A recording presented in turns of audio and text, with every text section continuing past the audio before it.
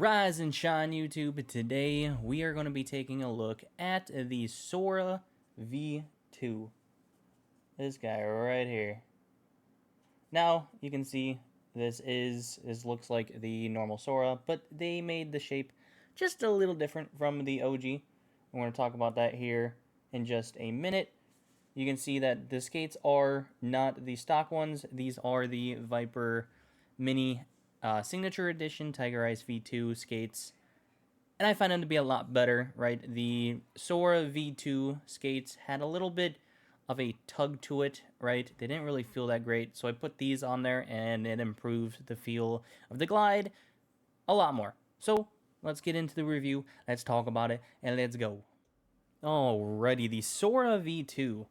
Sora, or Ninjutsu's newest mouse that has been released, right? It's around 39 to 41 grams depending on what skates you use. Mine, I haven't weighed it, but I guarantee you it's probably going to be around 40 grams, right? Because I use smaller skates. I'm using the Viper Mini SE Tiger Ryse V2 on this guy because the normal skates just did not feel the greatest, right? They had a little bit of tug to them. Just didn't like how they felt. If you saw my unboxing video, right, you saw the accessories that came with it. It comes with two different size skates.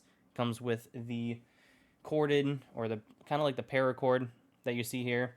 Now, this doesn't really have a stress relief to it, right, which kind of sucks because cords I wish that did better were the stress reliefs. So if you look at the pulsar cord here, you can see just how angled it is. So if you need to use this in wired mode, if it's charging, you can do it there, right? It's super easy and it's out of the way. But with the Ninjutsu cord, it kind of doesn't give you that option. If you look at the visuals of this mouse, are nice and clean. They're nice and subtle, right? It looks very, very, very good in person. The blue on white and the clicks are nice and spammy. There really isn't too much pre-travel. That's all the pre-travel you get, and then it clicks, right? So the M1 and M2 are nice and clicky. They're the same opticals from the 4K Sora as well. Now the side buttons do kind of have a little bit of pre-travel. The back one being more noticeable if you press it near the back. So you can see here just how much pre-travel it actually has in the back, and then it clicks there. So press it, then clicks. The front side doesn't have that much pre-travel at all. As you can see here, it's clicking pretty much as soon as I press the button. The front one, same thing. If you press near the front, it has more pre-travel than if you press near the middle. But isn't really noticeable in game, right? Because I'm pressing on the meteor portion of the side clicks.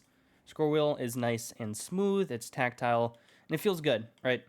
Out of the box, first impressions, the shape was pretty good, right? But using it in game, right, getting more into just getting kind of comfortable and on the shape itself, the shape isn't actually for me. You can see, I'm going to show you just how, if you can see, the shape goes outwards, right? It doesn't kind of taper in. You can tell the difference between the sides of the Sora and the X2 V2 Mini, right? X2 V2 Mini, you really don't see the side, right? The Sora V2 tapers outwards, and you can see it from the side. You see how it kind of sits there and tapers inward? You really feel that, right? You really feel that in game, and you feel it if you have smaller hands, and if you don't get a super aggressive claw and you like hook your ring and pinky finger around the side, kind of like this. With my grip, it is sitting right on the edge of the front side with the ring finger. So I really feel that kind of like drop off. I really feel the kind of width here, and it just, my ring finger sits on that, and it's super uncomfortable in game. The only grip that I would use is if I kind of like angled my hand and I kind of get into here. But with that grip, I don't get a lot of inner hand mobility, right? I don't really have that option because of this grip that is the only one that feels comfortable for me. Now, if I used a grip that would get more inner hand mobility, right, I can use this, but my finger is literally sitting right on the side. So the mouse being a few millimeters shorter, but the sides being more towards like an Atlantis Mini kind of aspect, it really isn't the most comfortable. I didn't like the Atlantis Mini shape, right, because of the sides. And I don't like the Sora V2 because of the sides. If they used kind of sides like the X2 V2 Mini, or even like an LA1, where the sides are um, much more recessed. You don't have any weird kind of like width overlapping your fingers, or the sides don't cut in more. I think the mouse would have been much better for pretty much everyone, in my opinion. And this is just me, right? I like more flat side mice.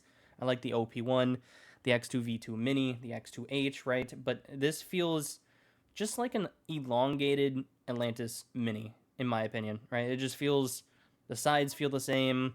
It isn't as aggressive as Atlantis Mini, but it's damn close to pretty much be like, yeah, this is just a longer Atlantis Mini.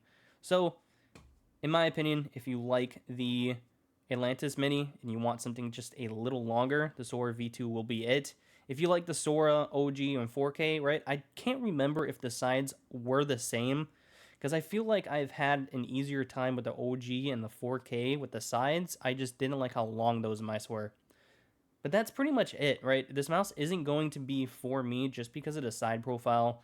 It's uncomfortable. It feels like the Atlantis Mini that I didn't like. But overall, like, the shape is good for a lot of people who like the Atlantis Mini. And the weight being super light with like no creaking, no flex, nothing like that. It's a damn good mouse, right? It just isn't for me because of the shape profile. All right, we're going to take a look at the software that you can do, which is web-based, right? You don't have to download anything. You can just go to the Ninjutso website, and it is Ninja Force, right? You can click on it, and it takes you to this. First, you connect the mouse and a little button here. It pairs with the website. But it's nice and simple, right? It shows your battery life, shows the mouse. You can remap some of these buttons or macros if you want to. Performance, right? You can have 4 stages of DPIs, right? Some people are really only going to use one. And if you use one, you can set that here, hit enter, and it pretty much locks in your mouse. Now you can't change your report rate, which is going to be for when their 8K dongle comes up. I usually turn motion sync off, LOD. Sometimes I like going medium. Right, most of the time I am on medium because I switch pads from glass to cloth, and it just helps between surfaces. And I usually have competitive mode on, but it's nice, it's simple. You can do everything with this software, right? It is in beta, but at first it is kind of slow, but once you kind of open it up here and there, it starts pretty much getting faster and more responsive.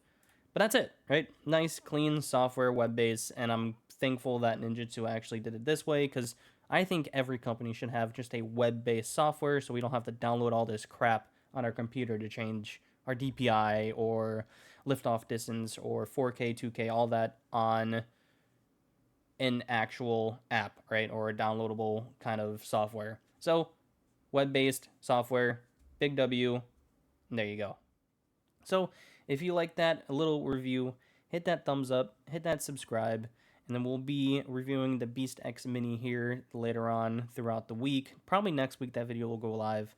So, stay tuned, but see you for the next review. Love you guys. Rise up, and God bless. Peace.